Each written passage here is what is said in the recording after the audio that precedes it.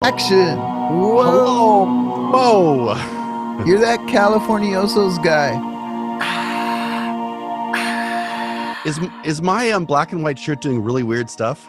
Like an Escher painting? Yeah, I thought it was the kimchi I had for lunch. That's great. I had turkey meatballs. I'm actually getting into like the oven. I never bake, but I'm baking. There's weird things are happening with this lockdown. People are staring at flowers and stuff. I hope so, man. I hope so. Behind me, I have a photo of Venice Cafe West, which was the beatnik cafe in Venice back in the 50s and early 60s. Great. It was tiny, and the police were always closing it because of the bongo playing. It was where the turtlenecked bongo playing beatniks kind of started. There was another place down the boardwalk called the Gaslight, which was a cool place too. Started by Big Daddy Nord, big old beatnik looked like the skipper in Gilligan. Love it. There's a lot of great stories about Venice Cafe West. A lot of crazy stuff happened there. And just up the street was this great writer who wrote a book about the beats called, what's it called?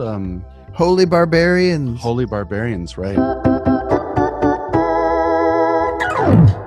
But the Venice beatniks were a mangy bunch. There are a lot of drug addicts and alcoholics and crazy people who wanted freedom more than I would say.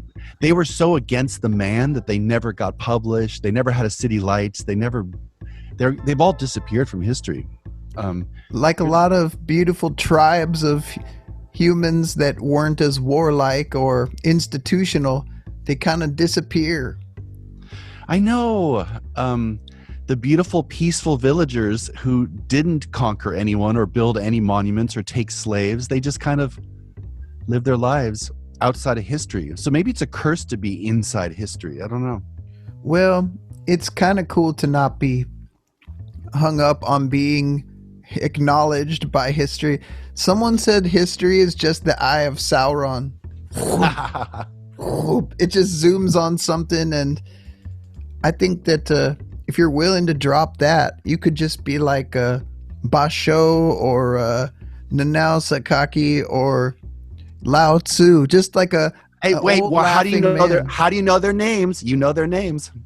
They've made because of history. If you want to escape history, just be like EQ, man.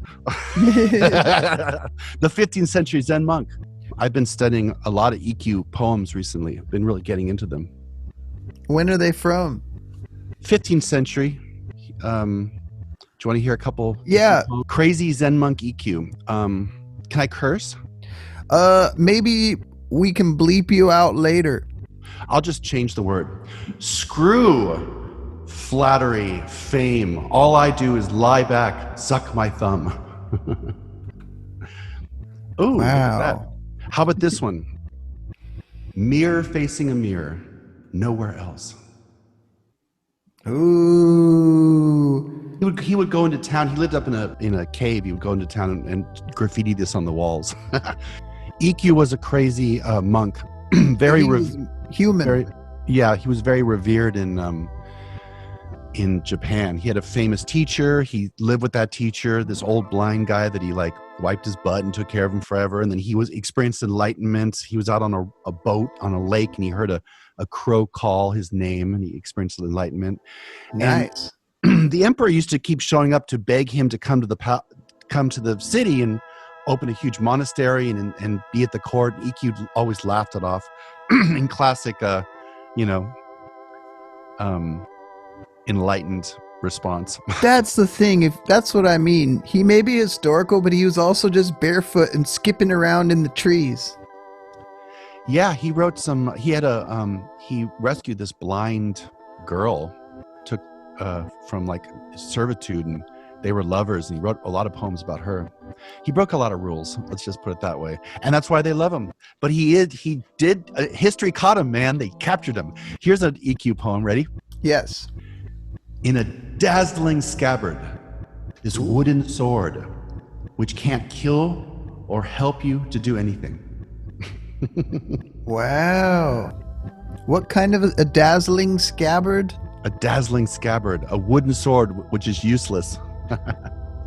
Knowing that like poets like Gary Snyder were kind of calling them, they sometimes I heard they were considering the Beats Pacific Rim poets, which was connecting with Japan. And the Venice West crew that's behind you, did they incorporate the Eastern philosophies in their works? Not that I know of. I mean, the northern beatniks were much more, especially Gary Snyder and a bunch of his buddies who went to Reed College. They all ended up being Zen monks. So Gary Snyder, of course, went to Japan and lived in a monastery for a couple years in the 60s, you know. Right. And he came back in 68 for all the action. And he wrote a bunch of great. Kenneth Rexroth was their teacher. He translated a lot of great Chinese poems. So they had that scholarly thing that the Venice beatniks just didn't have. They were like, their poetry was trying to capture, like, they were obsessed with John Coltrane and right. Charlie Parker. They were trying to capture their poetry was trying to capture that kind of improvisational rhythm. And so in this cafe behind me, there'd be, you know, hours and hours of poetry, scatting and bongos until the police came. Super visceral poetry. And there was kind of a Christian element to some of the poets, like Gregory Corso kind of poetry, where they're like calling on their angels and their muses and trying to find the angelic realms through Dionysian, you know, excess. Yeah, it sounds good. Well, here's a quick story. So the guy who wrote Holy Barbarians, Lipton is his name. He had a house just up the road here, and he was hosting a poetry reading night. Allen Ginsberg showed up. Allen Ginsberg is the lion of the North, and he showed up, and all these poets were reading all their pretentious poems, and they're all making fun of Allen Ginsberg, trying to outdo him, kind of. And Allen Ginsberg picked up on that, so he took off his clothes in the middle of the room and started dancing and screaming kirtan mantras until everyone freaked out and left. He chased them all away just to show them how it's done.